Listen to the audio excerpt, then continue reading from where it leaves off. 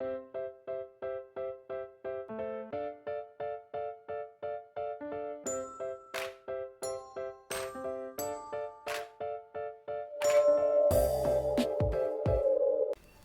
to my channel Derma Voice. This channel is to address day-to-day concern about your skin and hair problems. So kindly subscribe to my channel so that you will get notification whenever I upload new videos. Let us look into today's video.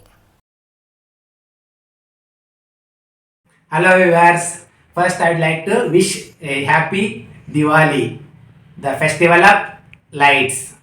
In this festival, take care of your skin. While bursting the crackers, you should be very careful. Sometimes crackers can cause skin burns. Unfortunately, if you get such burns, first wash in a gentle running cold water and then antibiotic ointments.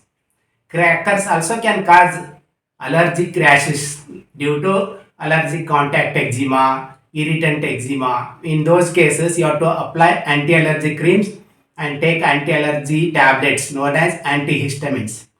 And also, if you are roaming in a sunlight during this festival, don't forget to apply sunscreen containing zinc oxide and titanium dioxide. And finally, I'd like to thank for being a part of Derma Voice. Thank you.